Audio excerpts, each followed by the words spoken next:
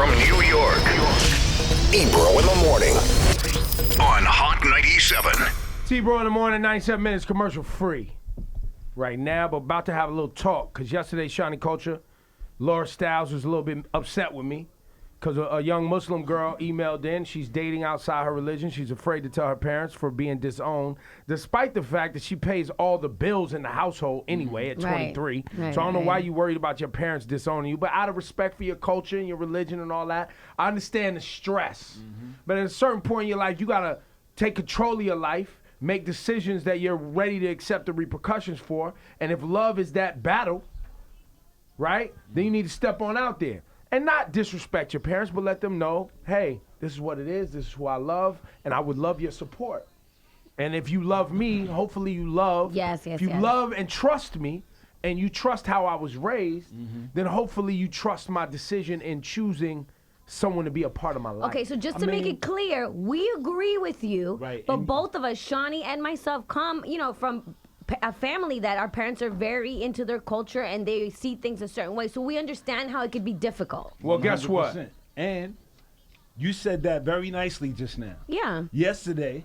F you your were- parents. Exactly. Your culture's trash. See? Your religion is doo-doo. you And can't- if it your don't love culture's you trash back, and your then religion is don't doo-doo. love This is the problem. So now you're can't saying, do talk that. to your parents in a very respectful way and they will understand. No, yesterday you said middle fingers up. Yeah, ride no, out. That's what really, you can't do that. You And can't do like that. Tupac. No. See, Might that even spit out the window on That the was- way out. No. See, that was the conflict. Yeah. Oh, man. Jayla in New Jersey. So call right now anyway. We want to hear if your culture or your religion kept you from the person you love. Your husband's grandmother refused to let him date a black girl. Yes. She told him to never bring home a black girl ever. And you guys have been married how long? 5 years now. 5 years. Has grandma changed her tune? Yes, we have 2 kids, and my oldest daughter is her favorite. And because she's the most beautiful out of all the grandkids, she has 6 white grandkids or whatever, and my one black one is her favorite. Interesting. It's interesting how superficial elderly people could be, right? Yeah, well, they right? can be really ignorant too, Yeah. Well, no, it's just interesting, though, because you see that often where appearance, despite, they'll be like, don't bring home a black girl. Oh, but she's beautiful. You know what I mean? Oh, her appearance makes it okay that that person is Right. different. Yeah. Oh, she said that I wasn't like the regular black girls that walk around. So she was watching too much TV is what it was, because she's from down south. Wow. Oh So, my God. yeah. I wasn't like the regular black girls. Thanks for your call. There's a lot of issues to dig in Of course. into there. We'll just leave it where we are today. Did your culture or your religion try to prevent you from being with the person that you loved? Matt from Queens. Yo, what up, bro? You're a black man. What happened to you? I was dating a Dominican chick, and we were all good until her mother found out I was black, and then that was pretty much the end of that. Why? So did mom originally think you was Dominican? I don't know. I guess so, because her mother came, when she used to come to my car, scream at me, get away from her daughter. She says, "Not I'm racist, but I just want my daughter with someone of her own kind." I'm not racist, but I want my daughter with her own kind.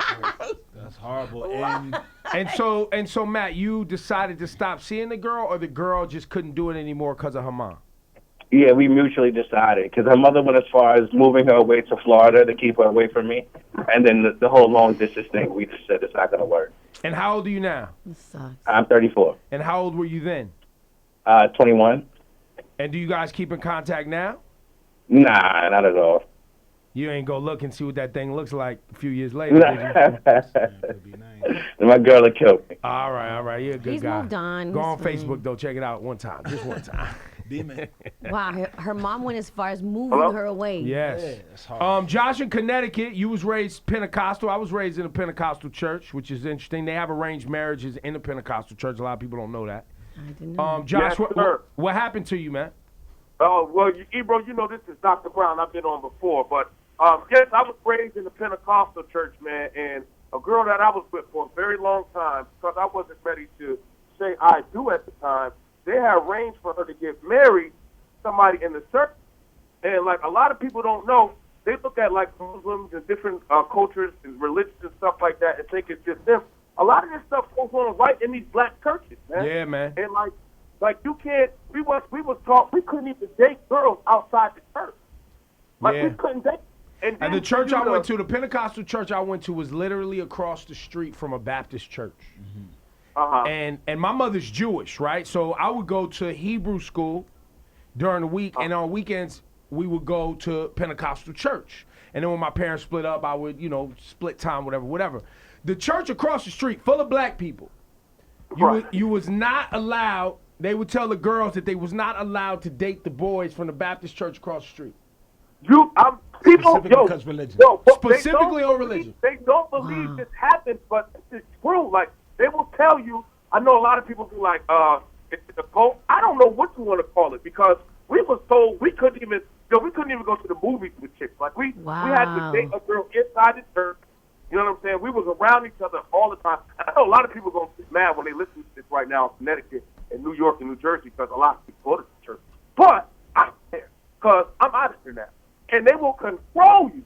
Like, I didn't want to get married, even at the time, because I wasn't established. You know what I'm saying? I wasn't going to put You wanted to have your money together. You wanted to have your your things right.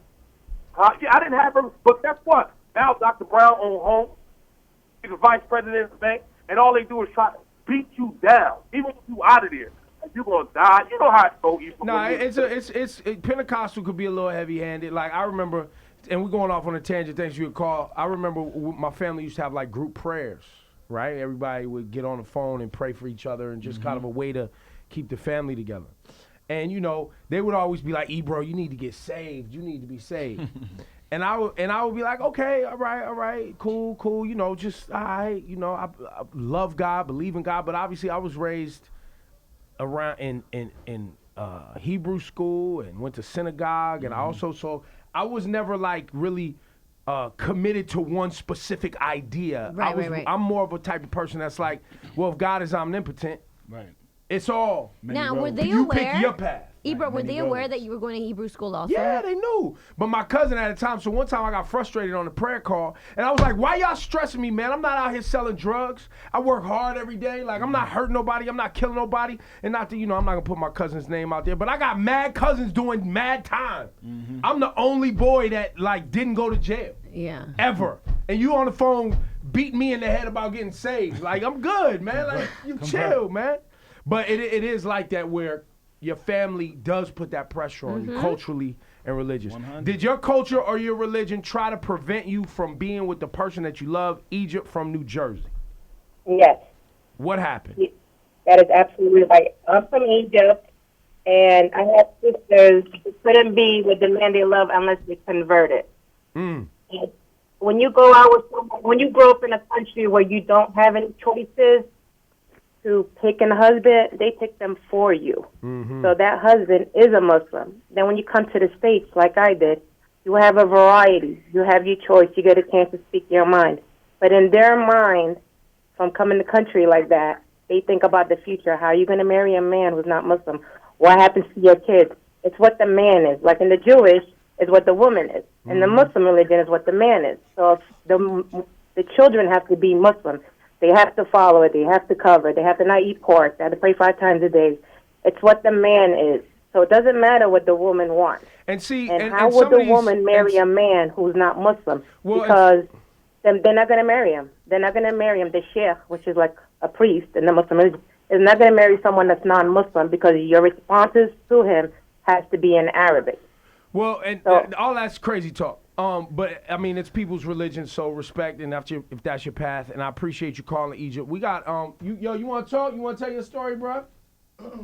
Bad scumbag. Stop calling him that. No. He is not a scumbag. He is a married man, but his last name is Bascombe, and I just. No, it's Bascom. But it's spelled with a B-E on it. It's Bascombe. Bascombe. But you converted to Islam because you loved the woman so much, and you loved that way of life recently. Yeah. And you guys got married and had your nikah and the whole thing. Correct. And how did your Trinidadian family feel about this? They were supportive. They were very supportive of me. I think they would have probably liked to be more part of the me converting process, but it's not like baptism or grow up Christian. You don't have everybody at the church. It's not like that. It's a personal. It's a personal thing. You just go to the mosque, you say your shahada, and that's it.